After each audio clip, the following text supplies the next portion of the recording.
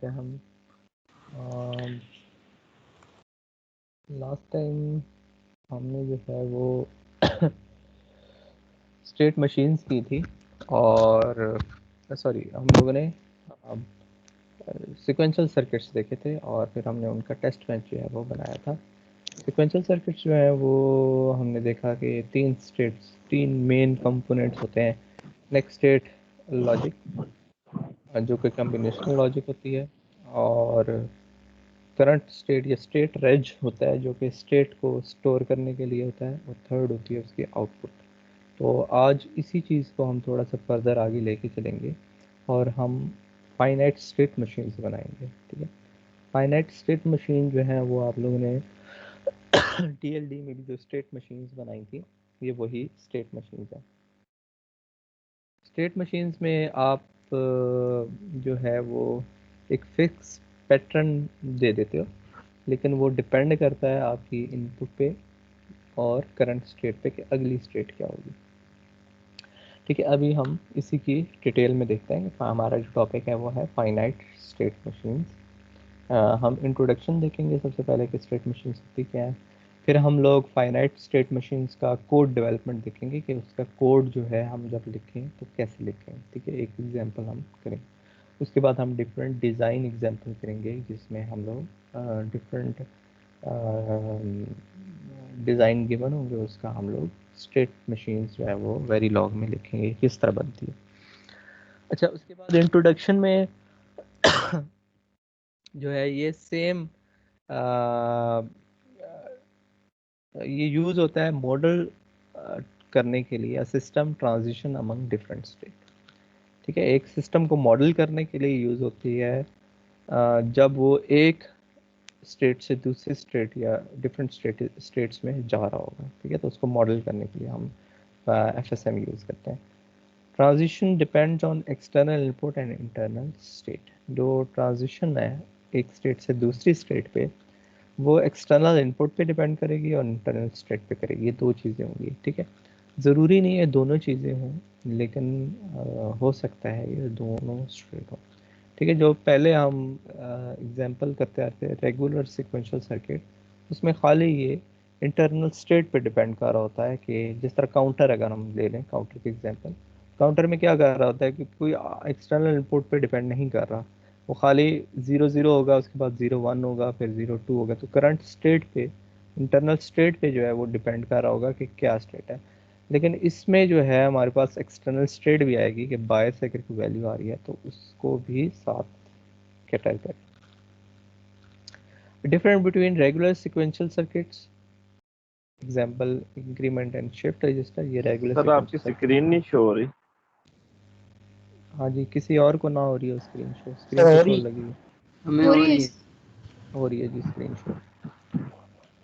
Sir आपकी अच्छा, screen share हो रही है। ठीक है। तो different from regular sequential circuit क्या डिफरेंस है? And hence sometimes called random, ये डिफरेंट है। ठीक है, रेगुलर सिक्वेंशियल सर्किट्स में क्या डिफरेंट है कि ये रैंडमली एक स्टेट से दूसरी स्टेट पे रन कर सकते। काउंटर में हमने कहा था जी वो 0 0 से 0 1 पे ही जंप करेगा। ठीक है, अगर तो ये 0 0 स्टेट है तो इसके बाद 0 1 ही आएगी। तो ये एक सेट पैटर्न है 0 0 से 0 1। लेकिन ये जो फाइनाइट स्टेट मशीन है, ये ज़रूरी नहीं है कि 0 1 पे जाए, ये 1 0 पे भी डायरेक्ट जंप कर सकता है।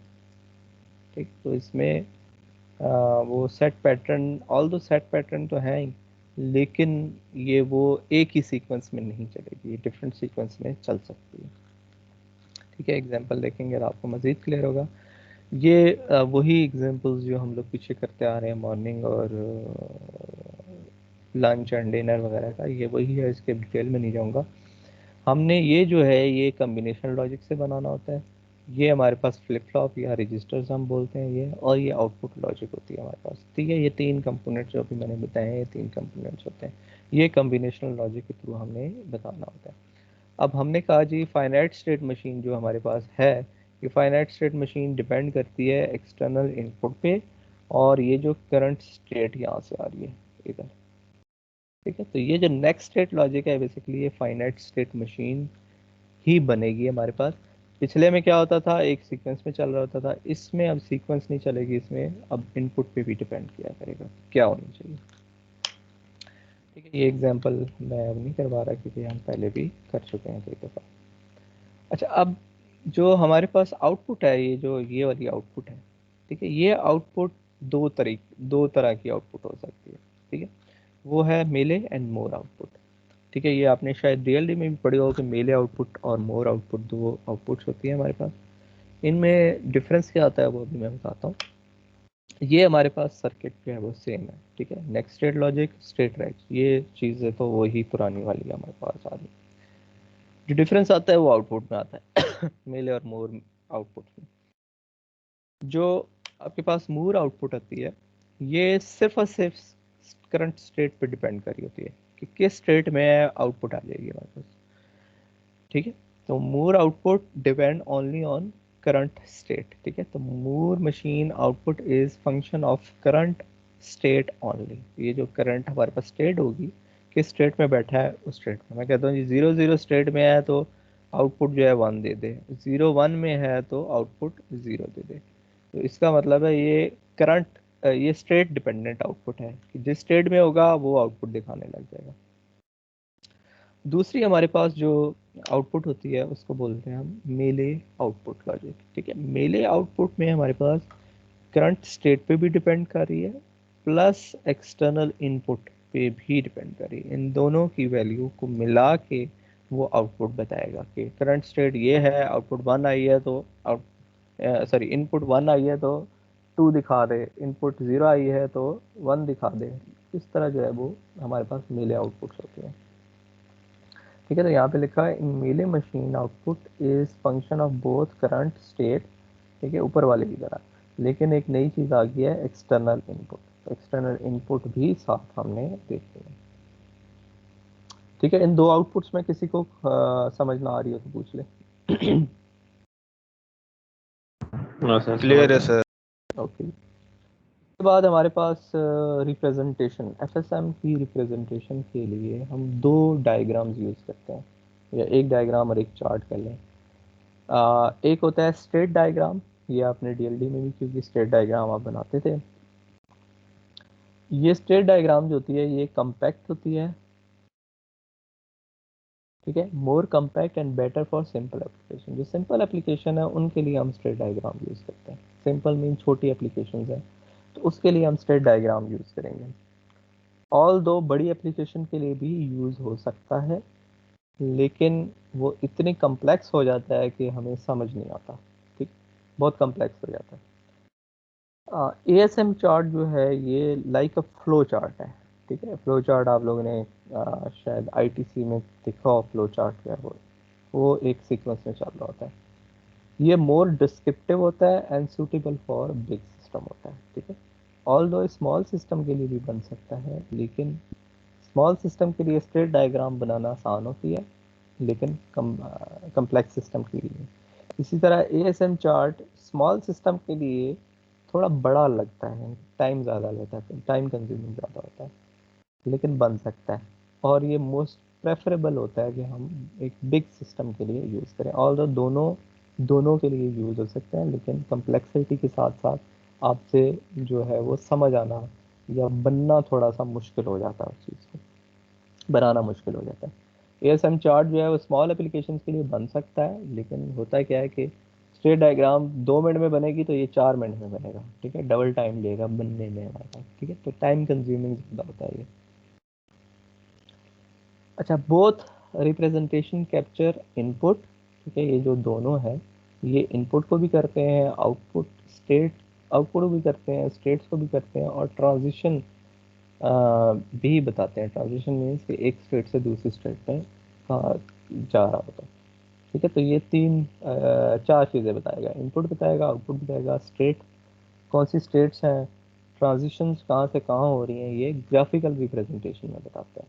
ठीक है, ये हमारे पास बोथ ये स्टेट डायग्राम और ये सब both representation provide same information. ठीक है, तो दोनों से हमें सेम इंफॉर्मेशन मिल सकती है जो हमें चाहिए होती है। ऑल दो ये एएसएम थोड़ा डिटेल में उसकी चीज़ बता देता है जो कि पढ़ने के लिए आसानी होती है। तो सबसे पहले हम देख लेते हैं कि स्टेट डायग्राम जो है वो किस तरह बनती है। तो हमारे पास ये एक नोड रिप्रेजेंटेशन आ गई, states are made up of circle. तो हमारी जो स्टेट्स हैं वो सर्कल की फॉर्म में बनेंगी, ठीक है। और इसके दरमियान हम स्टेट का नाम लिख, इसके बीच में स्टेट का नाम लिखेंगे कि क्या स्टेट, कौन सी स्टेट है, ठीक है। वो अपनी डिज़ाइन की मर्जी से आप उसका नाम रख सकते हो, S0 रख सकते हो या A0 रख सकते हो, कोई भी आप अपने मर्जी से नाम रख सकते हो, लेकिन थोड़ा सा लॉजिकल सोचना होता है हमें। अच्छा, उसके बाद हमारे पास ये जो ट्रांजिशंस हैं, ट्रांजिशन मीन्स कि एक स्टेट से दूसरी स्टेट, ये एरोज या आर्क की फॉर्म में हम रिप्रेजेंट करते हैं कि किस से कहाँ पे जाएगा, ठीक है। तो ये एरो हेड बताएगा कि कौन सी स्टेट से कहाँ जा रहा है, ठीक है। तो इधर भी एक स्टेट होगी जिससे हम पता चलेगा कि अच्छा इस स्टेट से ये इस स्टेट में आ रहा है हमारे पास, नेम स्टेट में, ठीक है। इसी तरह ये नेम स्टेट से जब निकलेगा तो यहाँ पे किस स्टेट में जाएगा, ठीक है। तो ये बताने के लिए ट्रांजिशन होंगे हमारे पास। उसके बाद दो तरह के आउटपुट्स हैं, उनको रिप्रेजेंट करना होता है हमें, ठीक है। अगर मूर आउटपुट है हमारे पास तो हम उसको नोड के अंदर लिखेंगे।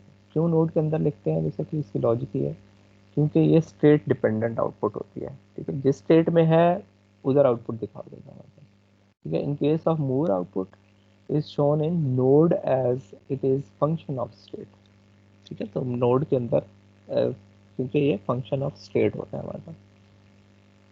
दूसरी आउटपुट है मीले आउटपुट। मीले आउटपुट हमेशा डिपेंड करती है इनपुट पे और करंट स्टेट पे, ठीक है। तो जैसे कि ये अगर करंट स्टेट है और मैं कहूँ जी आउटपुट इनपुट जो है मैं 1 देता हूँ, तो यहाँ पे आउटपुट लिखते हैं, ठीक है। तो इनपुट के साथ हम आउटपुट लिख देते हैं यहाँ पे। तो ये हमारे पास मिले आउटपुट। अच्छा, अब एग्जांपल कर लेते हैं स्टेट डायग्राम की। तो ये हमारे पास स्टेट डायग्राम एक बनी हुई है, ठीक है। ये एक रैंडम डायग्राम है, कैसे बनी ये आप लोगों ने नहीं सोचना, पर ये एक स्टेट डायग्राम गिवन है हमें, बनी हुई बनाई मिली है, ठीक है। तो इसको हम स्टडी करते हैं कि बेसिकली इसमें वो जो हमने देखा था स्टेट है और आउटपुट है और वो क्या क्या चीज़ें हैं, किस तरह है, ठीक। तो इसमें 3 स्टेट्स हैं, ठीक है। जितने आपके पास ये सर्कल होंगे उतनी स्टेट्स होंगी। तो इसमें S0 एक स्टेट है, स्टेट का नाम S0 है। S1 एक नाम दे दिया और S2 एक नाम दे दिया। तो ये 3 स्टेट्स जो हैं वो इस डायग्राम में है हमारे पास। उसके बाद 2 इनपुट्स हैं इसकी, ठीक है। तो इस पूरे सर्किट में, पूरी डायग्राम में आप देखेंगे कि कितने वेरिएबल्स यूज हो रहे हैं ये वाले, ठीक है। तो इसमें ए हो रहा है, ठीक है, और बी हो रहा है। तो ये 2 इनपुट्स हैं, इसके अलावा कोई इनपुट नहीं है हमारे पास। और इनपुट को हमेशा हम ट्रांजिशन ये स्टेट पे लिखते हैं क्योंकि ये स्टेट है, ये इनपुट आएगी तो ये यहाँ से इधर चला जाएगा वापस, ठीक। तो ये जो आउट इनपुट है ये हमेशा ये एरोज पे लिखी जाती है, ठीक है। ये जिस तरह ये लिखी है, इस एरो पे है, इस पे है, इस पे है, इस पे कोई नहीं है, इसका मतलब कोई इनपुट नहीं है इसकी, ठीक है। तो दो ए एंड बी 2 इनपुट्स हैं। उसके बाद आउटपुट जो है मैंने कहा था मूर आउटपुट होगी, स्टेट के अंदर लिखते हैं। यहाँ पे जो मूर आउटपुट है y1, वो उसकी वैल्यू 1 यहाँ पे भी है, 1 यहाँ पे भी है। यहाँ पे अगर कुछ नहीं लिखा हुआ तो इसका मतलब है उसकी आउटपुट 0 है वहाँ पे, ठीक है। होगी सही लेकिन आउटपुट क्या है, 0 है। 0 आउटपुट मीन्स कि कोई आउटपुट नहीं है, ठीक है। इसलिए यहाँ पे बेसिकली हमें खुद से 0 करना पड़ेगा, या नहीं गिवन तो आप ज्यूम करें कि जिस स्टेट में नहीं गिवन उसमें उसकी वैल्यू 0 है। अगर किसी एक में भी गिवन है तो बाकी तब सब में अगर गिवन नहीं है तो उसका मतलब बाकी सब में उसकी वैल्यू 0 है, ठीक है। तो ये y1 इक्वल टू 1, ये इसकी आउटपुट 1 होती है सिर्फ S0 में और S1 में, ठीक है। तो S0 में 1 है और S1 में 1, इन 2 जगह पे इसकी आउटपुट 1 है हमारे पास। उसके बाद हमारे पास ये आ गया। उसके बाद मेले आउटपुट y0 है, ठीक है। और y0 की वैल्यू 1 सिर्फ और सिर्फ हो रही है, S0 स्टेट होती है जब, और a की वैल्यू और b की वैल्यू दोनों 1 होती हैं, ठीक है। तो ये वाली जगह, ठीक है। तो a डॉट b लिखा हुआ है, इसका मतलब है एंड हो रहा है। तो एंड मीन्स कि ये भी 1 होगा, ये भी 1 होगा, तब 1 आएगा आपको, ठीक। तो दोनों 1 पे ये आउटपुट जो है 1 देता हुआ इस स्टेट से इस स्टेट पे मूव करता है। यहाँ पे एक चीज़ नोट करने वाली है मेले और मूर मशीन में, कि मूर मशीन में जब तक वो स्टेट में है तब तक आउटपुट जो है वो रहेगी 1 रहेगी। जैसे मैं S0 में और A की वैल्यू 0 है और ये 10 साइकिल के लिए खाली यही काम हो रहा है, ठीक है। 10 साइकिल के लिए हमारे पास y1 की वैल्यू 1 ही रहेगी, ठीक है। उसके बाद मैं A को 1 और B को 1 कर देता हूँ, तो ये खाली एक साइकिल के अंदर अंदर ये खाली y0 की वैल्यू 1 होगी। जैसे ही ये यहाँ पे मूव कर देगा y0 की वैल्यू ख़त्म हो जाएगी, 0 हो जाएगी, ठीक है। तो जो मूर आउटपुट होती है ये ज़्यादा देर के लिए होती है, ये जब तक स्टेट में रह रहा है तब तक होगी। और मेले जो है वो सिर्फ ट्रांजिशन के दौरान होगी, ठीक है। इस स्टेट से इस स्टेट पे आप जंप कर रहे हो सिर्फ तभी होगी, उसके अलावा नहीं होगी, ठीक है। तो ये फ़र्क है हमारे पास मेले एंड मोर मशीन की आउटपुट। ये आप लोगों ने शायद DLD में भी पढ़ा होगा। अच्छा, उसके बाद हम लोग आ जाते हैं जी ASM चार्ट पे। ASM चार्ट जो है वो हमारे पास उसी डायग्राम को हम रिप्रेजेंट करते हैं इनटू ASM, ठीक है। कंपोज ऑफ नेटवर्क और ASM block, different ASM block होते हैं। ASM ब्लॉक्स में आपके पास जो है वो स्टेट बॉक्स होता है एक, ठीक है। ये स्टेट बॉक्स है जो रेक्टेंगुलर है। स्टेट बॉक्स जो है ये रिप्रेजेंट कर रहा होता है स्टेट्स को, जिस तरह वहाँ पे सर्कल रिप्रेजेंट कर रहे हैं स्टेट को, यहाँ पे जो है ये बॉक्स रिप्रेजेंट करता है स्टेट को। और इस बॉक्स के अंदर हमने मूर आउटपुट अगर होगी तो वो लिखनी है, और स्टेट का नाम आप बॉक्स के बाहर इधर इस साइड पे लिखेंगे, ठीक है। ये जो कन्वेंशन है इससे आपने हट के नहीं लिखना है। स्टेट का नाम इसके अंदर नहीं लिख देना, वो गलत है। स्टेट का नाम हमेशा इधर लिखना है, आउटपुट जो है वो स्टेट इसके अंदर लिखना है, ठीक है। Decision box represent the decision from transition. ये एक डिसीजन बॉक्स है, ये बूलियन डिसीजन बॉक्स ही होगा मोस्टली, जिसमें एक को कंडीशन दी जाएगी A=1 या B=1 या A=0, कोई भी कंडीशन होगी, ठीक है। उसकी 2 आउटपुट निकलेंगी, या वो चीज़ ट्रू होगी या जो चीज़ फॉल्स होगी वापस, ठीक है। तो इसके बाद एक बूलियन आपके पास कंडीशन आएगी। तो उस बूलियन कंडीशन का जो बॉक्स है वो हेक्सागोनल बॉक्स होना चाहिए, उसको आपने ये वाला बॉक्स नहीं बनाना। ये वाला बना दिया तो गलत है आपके पास, ठीक है। आंसर सही नहीं आएगा आपके पास, ठीक है। आंसर क्या मतलब, वो ग्राफ गलत है आपके पास, ठीक है। तो शेप्स जो है वो हर चीज़ के साथ एसोसिएट की गई है, वही वाली शेप रखनी है जो आपने चीज़ यूज़ कर।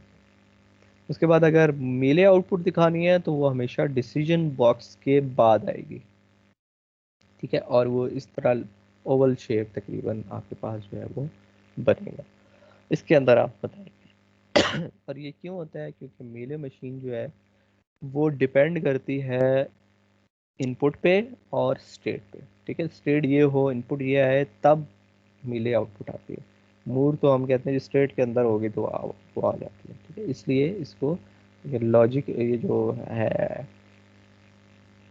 बुलियन कंडीशन है, इसके बाद लिखा जाता है हमेशा, ठीक है। उसके बाद ये जब तक किसी और स्टेट में नहीं आती तो ये हम लोग पूरा एक डॉटेड बॉक्स लगा देते हैं, इमेजिनरी बॉक्स बना देते हैं। यानी कि स्टेट 0 जो भी है स्टेट, वो ये सारी चीज़ें ट्रू होंगी, ये सारी कंडीशंस होंगी, उसके बाद वो दूसरी स्टेट में चला जाएगा, ठीक है। तो ये सब चीज़ों के बारे में लिखा हुआ है कि क्या क्या चीज़ है, ठीक है। MO ये मूर आउटपुट है, ये बूलियन डिसीजन बॉक्स है हमारे पास, ये कंडीशनल आउटपुट बॉक्स है। कंडीशनल आउटपुट में किसी न किसी कंडीशन पे आउटपुट डिपेंड कर रही है, ये एग्जिट कर जाएगा, ठीक है। ये किसी और ब्लॉक में आ जाएगा, ठीक है। ये भी एग्जिट कर रहा है हमारे पास, और ये इंटर हो रहा है, ठीक है। जैसे कि मैं इसको इसके साथ कनेक्ट कर दूं तो ये एग्जिट होके दोबारा इसमें इंटर हो रहा है, दोबारा से स्टेट वैल्यू, दोबारा से कंडीशन चेक करेगा, ट्रू होगी तो आउटपुट दिखाएगा, अदरवाइज ये फॉल्स होगी तो ये आउटपुट दिखाएगा, ट्रू होगी तो कुछ और करते किसी और स्टेट में जा सकता है, ठीक है। तो ये इसके बिल्डिंग ब्लॉक्स हैं। अब हम वो पिछली एग्जांपल ही देख लेते हैं जो हम लोगों ने स्टेट डायग्राम से की थी, वही हम ASM चार्ट से कर रहे हैं। ठीक है, तो ASM चार्ट में यहाँ पे सबसे पहले यहाँ से शुरू करें। यहाँ पे हमारे पास क्या है जी, S0 स्टेट है और जो आउटपुट है वो 1 आ रही है हमारे पास। ठीक है, Y1, तो ये आउटपुट जो है वो मूर आउटपुट है हमारे पास। ठीक है, उसके बाद ये आएगा डिसीजन बॉक्स पे। डिसीजन बॉक्स में वो चेक कर रहा है ए इक्वल 1। अगर ये ट्रू नहीं होता तो ये दोबारा उसी स्टेट पे आ जाता है। ठीक है, वापस इस जगह पे आ जाएगा। तो ये वही है कि ए, अगर मैं दिखाऊं तो ये देखें, S0 पे है, ए की वैल्यू 0 आती है, बार का मतलब है 0, ए की वैल्यू 0 आती है तो वापस इसी में आएगा। ठीक है, यानी कि 1 नहीं आती तो ये इसी में वापस आएगा। यही कंडीशन यहाँ पे बताई गई है कि ए की वैल्यू अगर 1 नहीं आती, फॉल्स हो जाता है, तो ये वापस इसी पे आएगा। और ए की वैल्यू अगर ट्रू हो जाती है तो नेक्स्ट हमने बी को चेक करना है। ठीक है, तो यहाँ पे भी देखें तो ए की वैल्यू 0 यहाँ पे है, बाकी 1 एक इधर है एक इधर है। ठीक है, और उसके साथ बी भी है। तो बी की वैल्यू पे फिर वो डिपेंड कर रहा है कि मैंने S1 पे जाना है या S2 पे जाना है। ठीक है, तो ये क्या करेगा बी की वैल्यू पे अगर 1 होती है तो ये एक आउटपुट दिखाता हुआ, नीले आउटपुट दिखाता हुआ, ये S2 में जाएगा। और अगर ये वैल्यू 1 नहीं होती, 0 होती है, तो ये S1 में चला जाता है। यानी कि ए की 1 तो होगी, बी की भी चेक करनी है हमें। ठीक है, 0 पे ये इधर आएगा, 1 पे ये इधर आएगा और ये नीले आउटपुट दिखाएगा। तो ये देखें, ये डॉटेड लाइन मीन्स कि ये स्टेट S0 की जितने भी कंपोनेंट्स हैं वो ये इधर आ रहे हैं। ठीक है, उसके बाद अगर S1 को मैं देखूं, S1 में है तो आउटपुट y इक्वल टू 1 हमने दिखानी। ठीक है, ये मूर आउटपुट है। उसके बाद वो कंडीशन चेक करेगा ए की वैल्यू अगर 0 है, ठीक है, ए की वैल्यू 1 है तो वो ट्रू करता हुआ इधर आ जाएगा। ए की वैल्यू अगर 0 है यानी कि 1 नहीं है, फॉल्स हो गया, तो ये यहाँ से इधर आएगा, दोबारा S1 पे ही जाएगा। ठीक है, तो ये सिर्फ ए की कंडीशन पे डिपेंड कर रहा है। अगर हम ये देखें तो S1 जो है वो सिर्फ और सिर्फ ए की कंडीशन 0 पे इधर आएगा, 1 पे इधर आएगा, और कोई एरो यहाँ से बाहर नहीं जा रहा। ठीक है, इसी तरह जो S2 है, S2 कोई कंडीशन पे डिपेंड नहीं कर रहा है। S2 जैसे ही S0 से वो S2 पे आता है, वो एक क्लॉक साइकिल के बाद यहाँ से बाहर चला। अच्छा, ये ट्रांजिशन हर क्लॉक साइकिल पे हो रही होगी। ठीक है, S0 पे वो A1 की वैल्यू चेक करेगा, B1 की चेक करेगा, जैसे ये ट्रू होगी वो यहाँ से क्लॉक का पॉजिटिव एज पे यहाँ से इधर आ जाएगा। ठीक है, फिर S2 पे ये positive edge of the clock पे ये यहाँ से इधर चला जाएगा। ये किसी भी कंडीशन पे S2 डिपेंड नहीं कर रहा। ठीक है, S2 से S0। ठीक है, इसी तरह S1 में वो कंडीशन चेक करेगा सबसे पहले, ए की वैल्यू 1 होती है या नहीं होती। ठीक है, और positive edge of the clock पे वो शिफ्ट कर देगा जहाँ उसमें जो वैल्यू आई है। ठीक है, अगर 0 आई है तो यहीं पे शिफ्ट वापस रखेगा, 1 आई है तो ये positive edge of the clock पे आगे चलेगा। ठीक है, तो एक स्टेट से दूसरी स्टेट में जाने के लिए मिनिमम 1 क्लॉक साइकिल चाहिए। ठीक है, अगर वो कंडीशन ट्रू होगी तो एक क्लॉक साइकिल चाहिए। ठीक है, तो ये एसएम चार्ट जो है हमारे पास यहाँ पे फिनिश हो गया। ये अब वो बता रहा है कि 3 स्टेट्स हैं, स्टेट नेम हमेशा टॉप पे लिखना है ये। ठीक है, S0 लिखा हुआ है, मूर आउटपुट बॉक्स के अंदर लिखना है, once exit path to decision box. ठीक है, तो ये वंस नहीं होगा, ये 1 एग्जिट पाथ होगा, एक एग्जिट पाथ है सिर्फ इसका। ठीक है, इसके मल्टीपल एग्जिट पाथ नहीं होंगे, एक एग्जिट पाथ होगा फॉर कि कहाँ पे जाना है हमें, और डिसीजन बॉक्स में आएगा, या डायरेक्ट भी आ सकता है, जैसे कि ये डायरेक्ट किया हुआ है। ठीक है, अगर दो कंडीशंस आ रही हैं तो डिसीजन बॉक्स लगेगा। दो मीन्स के S0 से देखें S1 पे भी जा सकता है, S0 से S2 पे भी जा सकता है। ठीक है, तो दो इसके पास कंडीशंस आई हैं, तो दो वैल्यू पे जाने के लिए कोई ना कोई कंडीशन दरमियान में होना ज़रूरी है। ठीक है, इधर दो कंडीशंस दी हैं A और B, यहाँ पे देखें तो एक कंडीशन दी हुई है। ठीक है, ये वापस इस पे भी आ सकता है, ये वापस इधर भी आ सकता है। ये 3 डिसीजन बॉक्स है, condition in the box, condition हमने बॉक्स के अंदर लिखना है और बॉक्स हेक्सागोनल ही होना चाहिए कंडीशन बॉक्स जो है। उसके बाद ट्रू पाथ या फॉल्स पाथ निकलेगा, इसमें से एक दो पाथ ही निकलेंगे ये जो कंडीशन है, ठीक है। मल्टीपल कंडीशन है तो मल्टीपल बॉक्स लगेंगे। उसके बाद वन मेल मेरी आउटपुट आ गई, condition on output is another decision box, ठीक है। इसकी जो कंडीशन है वो आउटपुट हो जाएगी अदर डिसीजन बॉक्स की तरफ, sorry, condition on output is an other decision box.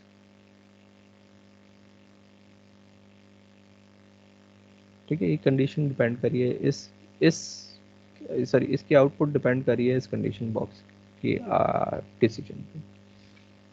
ठीक है जी, तो ये हमारे पास जो है वो एएसएम चार्ट भी हो गया। अब हमने देखना है कि हम इसका कोड कैसे लिखेंगे। ठीक है, ये डायग्राम तो हमें समझ आ गई कि डायग्राम ऐसे बनेगी। अब इसी डायग्राम का अगर हमने कोड लिखना है तो हम कैसे लिखेंगे। ठीक है, तो कोड के लिए हम लोग को कुछ चीज़ें जो हैं वो ज़हन में रखनी है। एक ये कि ये similar to regular sequential circuits, जो आप पीछे हम रेगुलर सिक्वेंशियल सर्किट्स करते आ रहे हैं तकरीबन वैसा ही कोड होगा, सिर्फ नेक्स्ट स्टेट लॉजिक हमारे पास चेंज होगी। सेपरेट द स्टेट रजिस्टर, तो इसमें जो स्टेट रजिस्टर है जो कि ये स्टेट्स को करेगा कि कौन सी स्टेट है, ये एक सेपरेट रजिस्टर होगा। जिस तरह पहले हम नेक्स्ट स्टेट जो है वो सेव करते थे, स्टेट रेज जो है वो सेव कर रहे होते थे, सेम उसी तरह ये भी करेगा। उसके बाद drive combinational logic for next state and output, तो इसकी जो नेक्स्ट स्टेट बनेगी और आउटपुट बनेगी उसके लिए कम्बिनेशनल लॉजिक लगेगी। ठीक है, जिस तरह पहले भी हम करते आ रहे हैं उसमें लगी थी हमारे पास। Use state machine representation for combinational logic, तो state machine representation for combination, ये जो स्टेट मशीन है ये कम्बिनेशनल लॉजिक पे होगी, तो कोई सिक्वेंशियल लॉजिक नहीं आएगी। सिक्वेंशियल आएगी सिर्फ और सिर्फ इसको स्टोर करने के लिए कौन सी स्टेट है बस। To distinguish state, use local parameter to use understandable name of the state. अब हमने अगर स्टेट का नाम लिखना है या स्टेट्स हमने स्टोर रखनी है तो हम लोकल पैरामीटर में कोई अंडरस्टैंडेबल नेम देंगे उसको, जैसे कि यहाँ पे S0 S1 और S2 दिया हुआ होगा, ये नंबर्स में ही रखेंगे हम। ठीक है, तो लोकल पैरामीटर जो है वो 2 बिट का उसने रखा है। 2 बिट का क्यों रखा तो बता सकते हैं, वाई 2 बिट?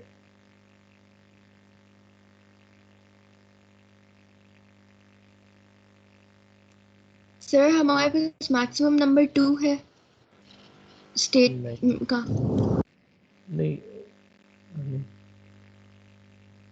इधर अगर मैं 5 लिखता तो 5 बिट्स का रखना पड़ता। नहीं सर 2 जो है वो 2 बिट्स में आ जाता है, इसलिए ठीक है, हम इसे लिख स्टेट जो है वो टोटल 1 2 एंड 3 स्टेट्स हैं। ठीक है, जो कि काउंटिंग बनेगी 0 1 एंड 2, तो ये 2 बिट में हमारे पास आ जाते हैं। ठीक है, इस वजह से हम लोगों ने इसको 2 बिट में रखा। अगर ये स्टेट 5 स्टेट्स होती तो हमें 3 बिट में जाना पड़ता, क्योंकि 5 चीज़ों को रिप्रेजेंट करने के लिए 3 बिट्स हमें चाहिए। ठीक है, इसी तरह सो ऑन हम आगे करते रहेंगे। तो 1 बिट में नहीं हो सकता, 1 बिट में या 0 होगा या 1 होगा, तो उसमें 2 स्टेट्स मैक्सिमम आ सकती हैं। ठीक है, 2 बिट में 4 स्टेट आ सकती हैं, 3 बिट में 8 स्टेट आ सकती हैं, एंड सो ऑन। इस तरह हमारे पास जो 2 की पावर है बेसिकली वो चलता रहेगा। तो इसने S0 का जो नंबर दे दिया वो 0 0 दे दिया। ठीक है, ज़रूरी नहीं है आप 0 0 S0 को दें, आप कोई और भी दे सकते हैं, लेकिन आगे लॉजिक पे हमारे पास वो जो है वो फिर उसी वही कंडीशन होनी चाहिए। ठीक है, S0 को उसने 0 0 नंबर दे दिया, S1 को उसने 0 1 दे दिया, S2 को उसने 1 0 दे दिया। ये बेसिकली रिप्रेजेंटेशन दी है कि S0 का मतलब है 0 0, S1 का मतलब है 0 1, S2 का मतलब है 1 0। ठीक है, तो ये हो गया हमारे पास। ठीक है, लोकल पैरामीटर से हमने उनको नाम दे दिए, नंबर्स को नाम दे दिए ऐसा सारा, और ये हमारी स्टेट्स है। ठीक है, अब हम कोडिंग की तरफ जाते हैं कि हम कोड लिखते हैं, तो सबसे पहले हमने जो मॉड्यूल है उसका नाम लिखना है। ठीक है, तो कोई भी आप नाम लिख सकते हैं मॉड्यूल का। उसके बाद इनपुट आउटपुट बतानी होती है हमने। इनपुट में हमारे पास यहाँ पे क्लॉक और रीसेट तो आपकी हर एफएसएम की मस्ट है। ठीक है, सिक्वेंशियल सर्किट्स आ गए ना, तो क्लॉक और रीसेट तो होगी इनपुट। उसके अलावा इसमें जो इनपुट है वो है ए एंड बी। हमने अभी देखी दो इनपुट्स थी ए एंड बी, जिस वजह से ए और बी को उसने लिख दिया। और दो आउटपुट्स हैं इसमें, एक y0 है, एक y1 है हमारे पास। ठीक है, तो उन दो आउटपुट्स को हम जो है वो देख लेंगे कि ये y0 और y1 है। ठीक है, एक मूव है, एक ये है, तो ये उसने इनपुट आउटपुट दिखा दी डायग्राम में। अच्छा, अब नेक्स्ट स्टेप क्या होगा कि हमने ये जो स्टेट्स हैं इनका लोकल पैरामीटर के थ्रू नाम देने हैं। ठीक है, सिंबल्स करने हैं। इसका आप कोई भी नाम दे सकते थे। यहाँ पे S0 S1 S2 लिखी हुई है, तो इस वजह से हमें S0 S1 S2 करना पड़ा है। और मोस्टली ये इन्हीं नामों से बुलाई जाती है। ठीक है, S स्टैंड फॉर स्टेट्स, और स्टेट 0 है, स्टेट 1 है, स्टेट 2 है, और इसी नाम से हम लिखते हैं। इसके नाम चेंज भी हो सकते हैं। ठीक है, फिर हमने वही नाम यहाँ पे बस लिखना होगा। ठीक है, तो इनको नाम दे दिया लोकल पैरामीटर के थ्रू। फिर हमने कहा जी दो रजिस्टर हमें चाहिए होता है। ठीक है, जो हमने पहले लॉजिक बनाई थी कि एक हमें स्टेट रेज चाहिए होता है, एक स्टेट नेक्स्ट चाहिए होता है। स्टेट रेज करंट रजिस्टर होता है, करंट वैल्यू के लिए होता है। स्टेट नेक्स्ट होता है कि हम इसको पहले से प्रिपेयर कर लेते हैं कि अगली स्टेट क्या होगी। ठीक है, ये इनपुट आई, ये स्टेट है, तो अगली स्टेट क्या होगी। तो ये स्टेट नेक्स्ट जो है ये बेसिकली उसके लिए यूज़ होता है। उसके बाद ये हमने कहा था जी स्टेट रेज जो है रजिस्टर जो है वो हम यूज़ करेंगे। ये वही चल रहा है जो हम पीछे स्लाइड सेट में देख चुके हैं कि पॉज जब द क्लॉक पे ऑलवेज है, पॉज द क्लॉक पे या पॉज द रीसेट पे, ये इसके अंदर आएगा। रीसेट हुआ तो S0 रख देगा। पहले हम क्या करते थे, उसको 0 दे देते थे। तो अब हम क्या कर रहे हैं, हमने स्टेट का नाम लिख देते हैं जो पहली स्टेट होगी आपके पास। ठीक है, जो इनिशियली आप चाह रहे हो कि रीसेट होने पे हमारे पास ये शुरू हमारे पास वहाँ से, उसको हम लिख देते हैं। तो यहाँ पे 0 0 भी लिख देते तो भी कोई फर्क। अच्छा, एक चीज़ मैं भूल गया कि ये देखें तो ये 2 बिट की है। ठीक है, ये आपने उतने बिट की रखनी है जितने आपने ये इनको बिट्स दिए हुए हैं, क्योंकि इन्हीं की वैल्यू आनी है इसमें। ठीक है, तो स्टेट रेज और स्टेट नेक्स्ट उतने ही बिट के होंगे जितनी आपके पास स्टेट्स के लिए आपने बिट रखी हुई है। 2 बिट्स रखी हैं तो ये भी 2 बिट के हो जाएंगे। ठीक है, तो इस वजह से क्योंकि वही वैल्यू इनको असाइन करनी होती है। ठीक है, ये S0 S1 S2 में से इनमें से ही कोई एक वैल्यू असाइन करनी होती है। ठीक है, तो रीसेट पे S0 चला जाएगा। रीसेट नहीं होगा तो स्टेट नेक्स्ट जो कि हम अभी बनाएंगे कि क्या होना चाहिए, वो असाइन हो जाएगा स्टेट नेक्स्ट को। ठीक है, अब हमने नेक्स्ट स्टेट लॉजिक बनानी है। ठीक है, तो कंपोनेंट्स हमने पहला बना लिया स्टेट रेज, दूसरा कंपोनेंट अब हम बनाएंगे नेक्स्ट स्टेट लॉजिक, और थर्ड आउटपुट लॉजिक बनाएंगे। तो ये नेक्स्ट स्टेट लॉजिक हमारे पास आ गया। ठीक है, इसको भी अलग ऑलवेज ब्लॉक में बनाया हुआ है। तो ऑलवेज एट स्टैटिक लिखना है क्योंकि ये कम्बिनेशनल लॉजिक है। ठीक है, इधर एक चीज़ ख्याल रखनी है कि जब भी हम लोग ये स्टेट रेज बना रहे होंगे तो इसमें ये नॉन ब्लॉकिंग असाइनमेंट आएगी। ठीक है, ये वाली। और जब हम नेक्स्ट स्टेट लॉजिक बना रहे होंगे तो इसके अंदर ब्लॉकिंग स्टेटमेंट आएंगी, ये वाली। ठीक है, क्योंकि ये कम्बिनेशनल लॉजिक के थ्रू बनेगा। ठीक है, अब हम चलते हैं ऑलवेज एट स्टैटिक, यानी कि कोई भी इनपुट चेंज हुई ये इसके अंदर आ जाएगा। यहाँ पे हमने एक केस लगा दिया। केस जो है वो स्टेट रेज पे लगा, यानी कि करंट स्टेट पे लगा। तो अगर हम ये डायग्राम देखें,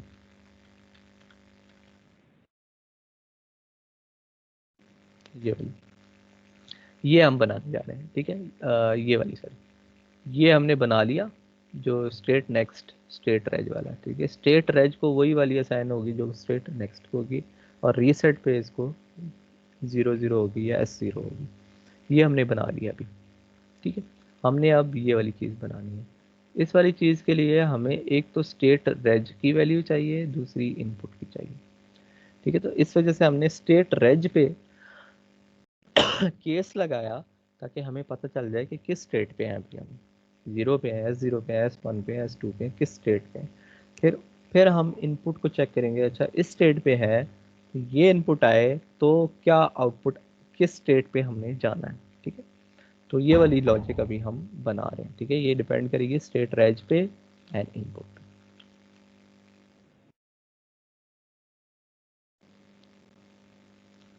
ठीक है, तो सबसे पहले स्टेट रेज पे केस लगाया कि किस स्टेट पे है, S0 पे है, S2 पे है, S1 पे है, किस स्टेट पे।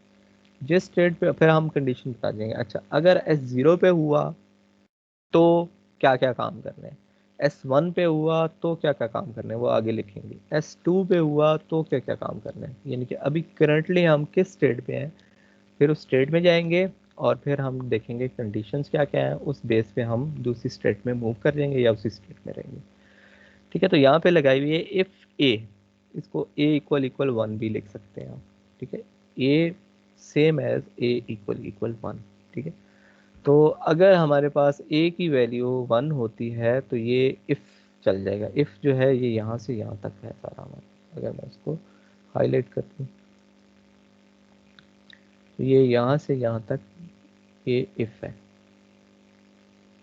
ये वाला बायर वाला, और उसका एल्स ये है हमारे पास। ठीक है, अगर a की वैल्यू 1 होती है, हमने फिर क्या चेक करना था, b की वैल्यू 1 होती है तो S2 में मूव कर जाएगा। ये देखें, a की वैल्यू 1 होती है तो ये एक 1 यहाँ पे भी है, 1 यहाँ पे भी है। फिर हमने किसको चेक करना है, b की वैल्यू अगर 1 है तो ये किधर मूव कर जाएगा, S2 पे। ठीक है, तो यहाँ से इधर मूव कर जाएगा। और b की वैल्यू अगर 1 नहीं है तो 0 होगी, एल्स। ठीक है, तो किधर मूव करना है इसने, S1 पे मूव करना है, तो ये S1 पे मूव कर जाएगा। ठीक है, उसके बाद हमने अगर ये a की वैल्यू 1 नहीं आई और 0 आई है तो एल्स चलेगा। ठीक, तो उस केस में हमने S0 पे ही वापस मूव करना है। ठीक है, तो ये S0 स्टेट जो है हमारे पास यहाँ से लेके यहाँ तक कंप्लीट होगी। ठीक है, इसी तरह हर स्टेट में जाके हमने बेसिकली स्टेट पे आप चले जाएं और आप देखें कि क्या क्या कंडीशन है।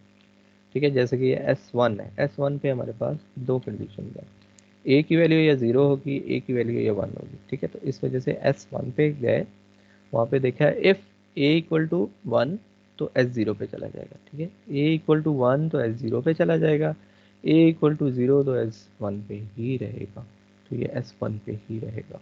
ठीक है, ये वैल्यू किस में देनी है, नेक्स्ट स्टेट में, ये याद रखना है। चेक किसको करना है, स्टेट रेंज को, किस स्टेट में है, अगली स्टेट क्या होगी वो हमने इसके थ्रू बताना है कि अगली स्टेट क्या होगी। ठीक है, उसके बाद S2 सिंपल है, S2 में एक क्लॉक साइकिल के बाद वो वापस चला जाएगा। S2 जो है उसमें जैसे ही आया कोई कंडीशन नहीं चेक की जी। सर ये जो एल स्टेट नेक्स्ट S0 है, इसका आप प्लीज एक दफा एक्सप्लेन कर देंगे। ये वाला, यस सर, मतलब ये ये वाला क्यों लिखी है उस। ये देखे ना, ये अगर हम इस स्टेट में है और हम कहते हैं जी ए की वैल्यू 1 आए तो ये दो कंडीशन तो हो जाती है, एक ये कंडीशन है, एक ही कंडीशन। ठीक है, एक ये होगी, बी मतलब बी को चेक करेगा, उसके बाद ए को 1, ए की 1 होगी, फिर बी को चेक करेगा, ये बी को चेक करेगा, और फिर ये दो कंडीशंस आ गई, या S2 पे जाएगा या S1 पे जाएगा। ठीक है, ये दो एरोज तो हमने कवर कर लिए, एक ये, इससे बाहर जो जा रहे थे, ये वाला एरो अभी तक कवर नहीं हुआ। ठीक है, ये भी तो एरो बाहर ही जा रहा है ना, ऑल दो उस पर ही आ रहा है लेकिन उससे बाहर तो जा रहा है, तो इसलिए ये अगर a की वैल्यू 0 होती है तो ये S0 पे दोबारा रिटर्न कर जाएगा। ठीक है, उधर ही रहेगा, ये कह लें कि वो अपनी वैल्यू अपडेट कर रहा है कि हाँ इधर ही रहना है, कहीं और नहीं रहना। Okay sir, got it, thank you. ठीक है, तो हम ये S2 पे थे, S2 नेक्स्ट स्टेट, अगर मैं S2 पे हूँ तो मैंने सिंपल S0 पे जंप चाहता हूँ। ठीक है, इसलिए S2 पे है तो नेक्स्ट स्टेट पे है वो S0 हो जाएगी, कोई कंडीशन कुछ भी नहीं है यहाँ पे। ठीक, अच्छा ये डिफ़ॉल्ट कंडीशन लगी हुई है, डिफ़ॉल्ट मीन्स कि अगर S0 पे भी नहीं है, S1 पे भी नहीं है, S2 पे भी नहीं है, और बाय डिफ़ॉल्ट कोई 1-1 कंडीशन आ गई है, जैसे कि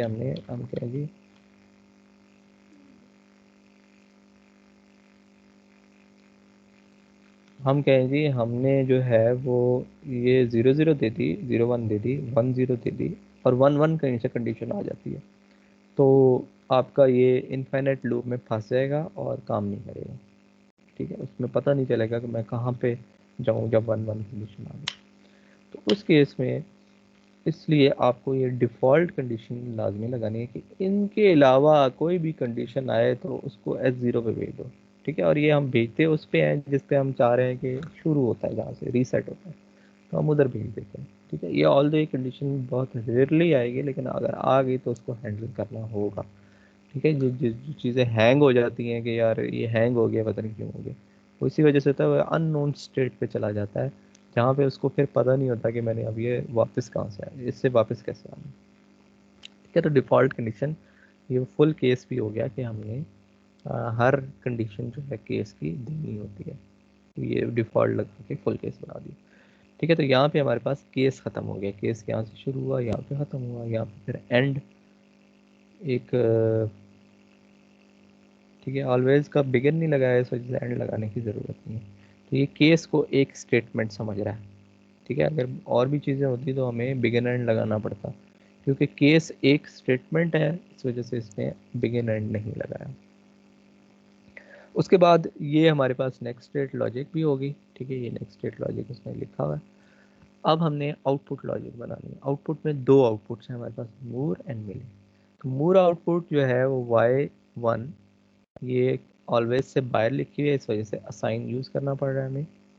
y1 जो है वो कहता है जी, अगर state raise equal equal S0 हो, ये वाली, या state raise equal equal S1 हो, ठीक है, ये वाली, इन दोनों कंडीशन में y की वैल्यू क्या है, 1 है। ठीक है, ये जो रिजल्ट है, ये जो चीज़ है,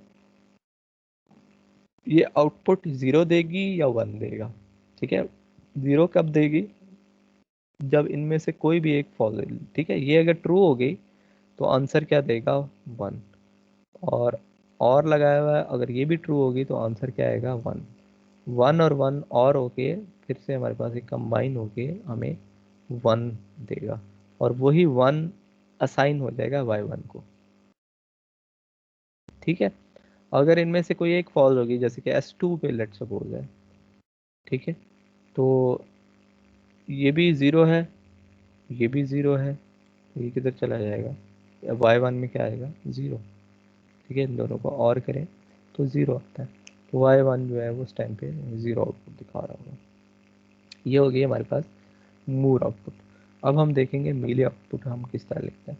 मीले आउटपुट में हमारे पास जो है वो स्टेट भी होनी चाहिए और इनपुट भी होनी चाहिए। ठीक है, तो state equal equal S0, state ये हो और इनपुट एंड लिखा हुआ, ठीक है, एंड ए एंड बी, यानी कि ये भी 1 हो, ये भी 1 हो और ये भी 1 हो, तीनों कंडीशन ट्रू होगी तब जाके आउटपुट 1 आएगा, अदरवाइज आउटपुट जो है वो 0 आएगा। ठीक है, तो आपके पास S0 भी होनी चाहिए ए और बी की वैल्यू भी 1 होनी चाहिए, तब ये क्या करेगा, यहाँ से इधर जंप कर जाएगा और आउटपुट दिखाता रहेगा उस टाइम पे y0 इक्वल टू 1। ठीक है, इसको लिखने के और भी बहुत सारे तरीके हैं, ये वन ऑफ दैट है।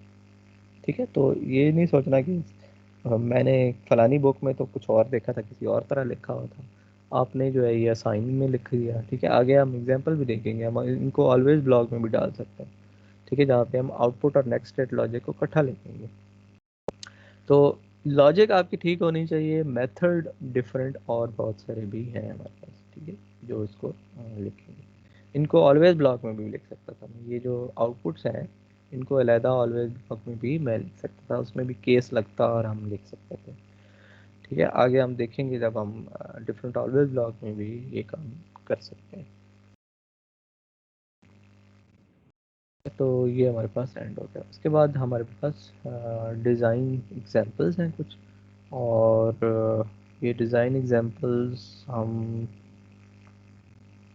अभी वैसे ही मैं आपको बता देता हूँ कि राइजिंग एज डिटेक्टर जो है इसको हम कोड नहीं करेंगे, खाली आपको दफ़ा बता देता हूँ। राइजिंग एज डिटेक्टर जो है वो राइजिंग एज को जो है वो डिटेक्ट करता है कि राइजिंग एज अब आने वाला है। ठीक है, तो rising edge detector is a circuit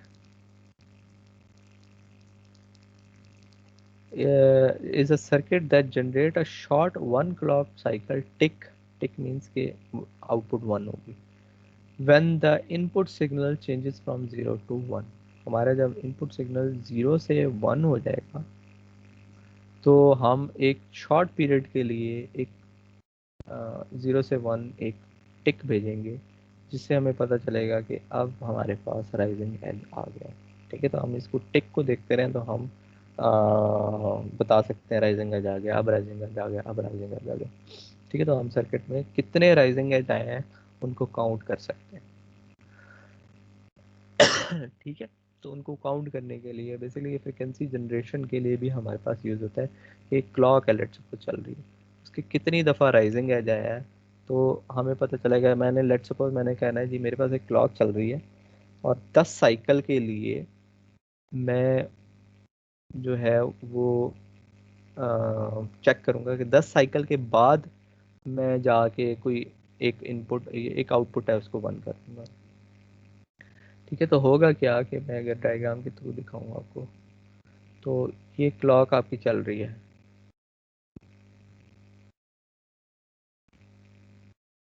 चार, पाँच, छः, ठीक है, तो ये एक राइजिंग एज हो गया। तो हमारा जो आउटपुट है वो क्या होगी, जो ये जो राइजिंग एज डिटेक्टर है ये हमारे पास यहाँ पे शॉर्ट पीरियड ऑफ टाइम के लिए एक आउटपुट दिखाएगा, फिर अगली यहाँ पे शॉर्ट पीरियड ऑफ टाइम के लिए आउटपुट दिखाएगा, फिर यहाँ पे शॉर्ट पीरियड ऑफ टाइम के लिए आउटपुट दिखाएगा, फिर ये। ठीक है, हर राइजिंग एज पे। ठीक है, ये थोड़ा सा सिंक मेरे से सही नहीं हो रहा लेकिन ये जज कर लें कि ये राइजिंग एज पे ही है।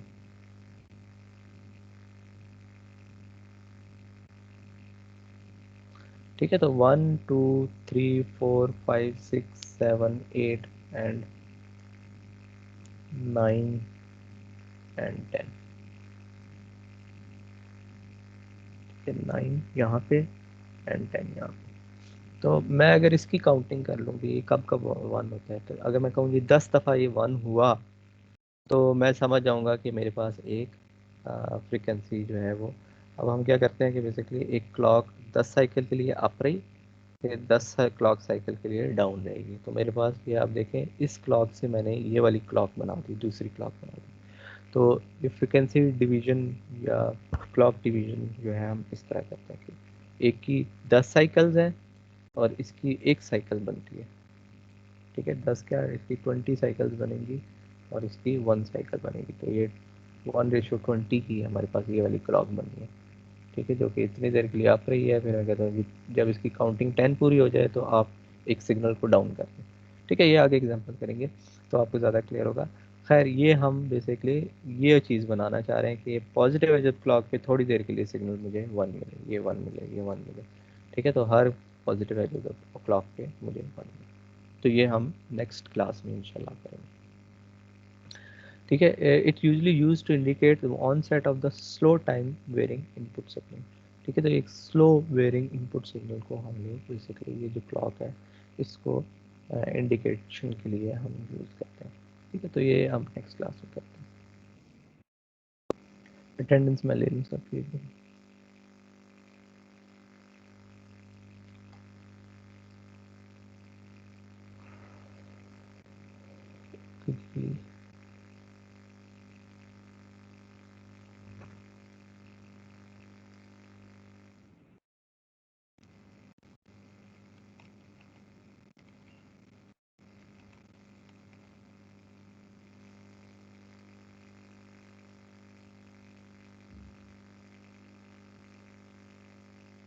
Mohammad Talha, Mohammad Taha, present sir.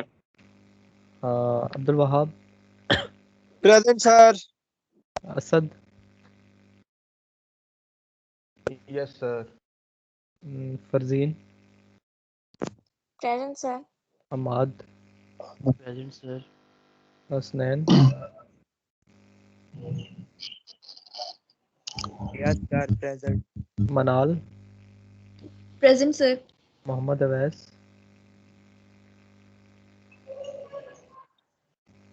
Zero four six, Nabeel, sir वो पिंडी में है तो उधर इंटरनेट का मसला है सर। पिंडी में पिंडी में कहाँ? सिग्नल नहीं है सर। जी जी सर, वो एहतजाज हो रहे हैं ना सर आजकल, तो सिग्नल नहीं है। आज है sir. Mohammad Waleed, present sir. Syed Hamza, present sir. Usama,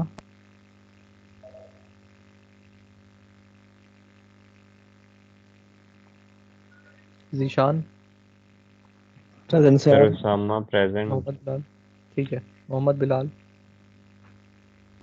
present sir. Waqar, present sir. Hamza Khan, present sir. Naveed, sir. Mohammad Waseem, present sir. Anas, sir भाई ये कुरान सुनाने गया है सर। तरावी पढ़ाता है सर, कुरान सुनाने गया हुआ है इस टाइम। घर क्लास में जाएगा। सर अब तरावी पढ़ा रहे सर। तो कोई और टाइमिंग रखा है यार, क्लास का टाइम नहीं रखा है इसने। चलो आज मैं लगा रहा हूँ, मैं नहीं लगाऊंगा। टेनिस। ठीक है, मोहम्मद अरसलान, प्रेजेंट सर। मोमिन, मोमिन आदिल, प्रेजेंट सर। हाफिज हमजा,